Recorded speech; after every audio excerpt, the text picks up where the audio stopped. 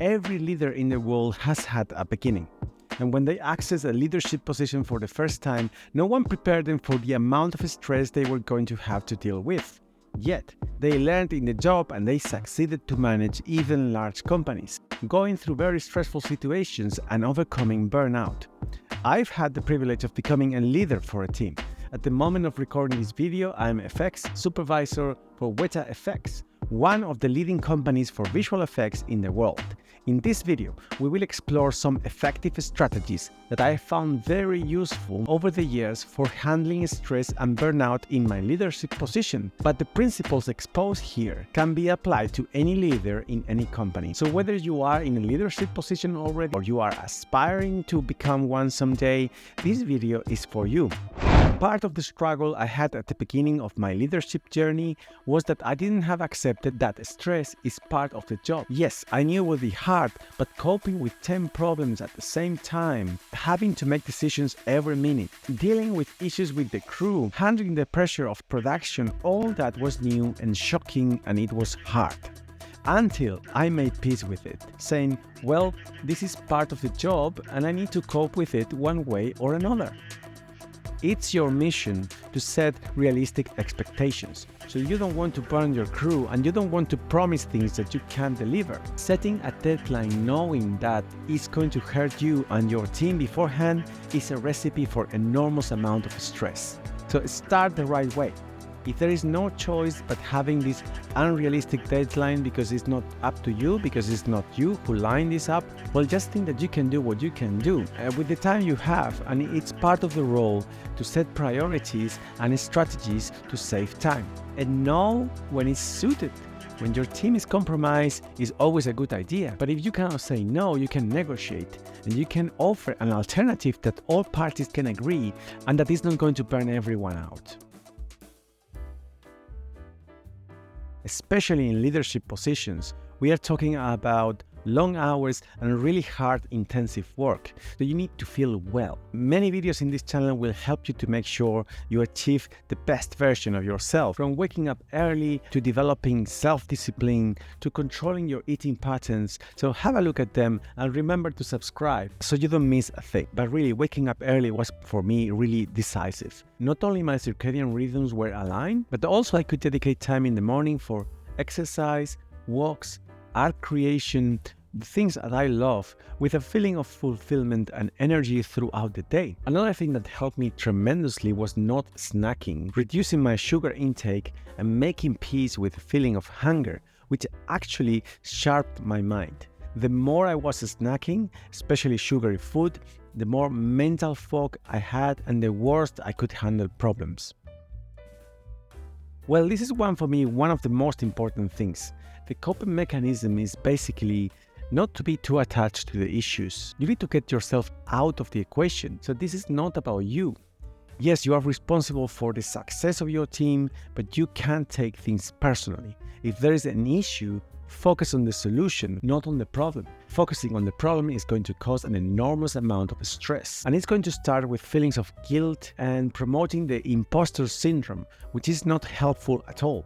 Focusing on the solution, on the other hand, ignoring all the guilt, problem, panic noise that your mind might be generating is going to make you a very effective leader that moves the project forward. The bias is in the project and your team, not in yourself. That's why meditation and mind control is going to be so important. You need to separate yourself from the problem. You need to disregard the projections and conclusions about yourself from the mind. You just need to use your brain for what is designed. Solve problems. So find out where the issue is exactly. Break it down, make a plan, solve it, and I can assure you that breathing helps. I breathe deeply every time there is an issue, and it helps me a lot to solve the problem. Obviously, when there is an issue, and there will be several happening at the same time, you can solve them all by yourself. I'm sure you could maybe one by one, but that would distract you too much from the general picture. Sure, you can help and be hands-on from time to time if you have the bandwidth, but never compromise your ability to cope with all the problems with the same level of commitment. And that's why you need to delegate. One of the best qualities of a leader is knowing the crew really well, knowing their weaknesses and their strengths, and knowing who is the best person to solve the issue in hand. This is related to what we were talking about delegation. Problems need solutions.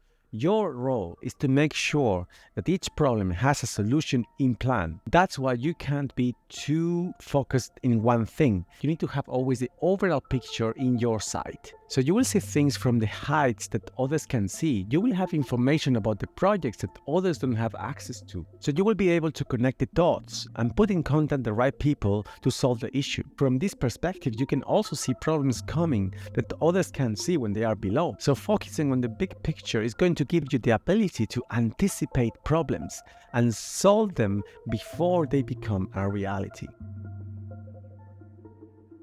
From this big picture overview, you will know also what is a priority and what can wait. There will always be a bunch of issues, but also there will always be a priority list. Ask yourself, which one of these issues is compromising the project right now? Which one is blocking many tasks? Or which one can wait a little bit until I get my full attention to it? Which one can be totally disregarded? You will get messages all the time from people, but you can't answer them all at the same time. That will be too overwhelming and generate enormous amount of stress. Deal one at a time and start with the ones that are really important or are blocking many other tasks. You can always delegate the resolution of these issues to other people. Your attitude towards the project, towards the team, is going to make a massive impact, way more than you think. That's why reducing stress is so important. You need to remain calm and transmit this calmness to everyone. Plus, it's going to help you as well. Being positive and focusing on the solutions, disregarding panicky scenarios or letting this panic take control is going to help you a lot. Keep constantly in mind you can achieve success. This will make your brain your cooperative ally. Yes, you have to be honest about what is happening, what the issues are with your crew, but I don't think scaring the crew away or constantly correcting or being over-controlling or macromanaging or reminding them constantly about the deadline is going to help, because you're not going to develop trust in you and, most importantly, trust in themselves. If the crew feels you believe they can do it, they will be able to. I was put in this position by someone who believed I could be a good supervisor even when I didn't even think about it as a possibility. It's his belief that made me believe in myself. Promoting a team environment where everyone can help anyone, where there is trust in the success, the feeling we are all in the same boat and that we will get to our destination is way more important and effective. Plans can change. This is the nature of every project. Things change, issues arise, client can start changing his mind, and we create a lot of new tasks we didn't anticipate. So instead of complaining or panicking, again, focus on what we can do about it. Focus on the best strategy and the right people to implement it. All these advices are not meant to be a temporary hack.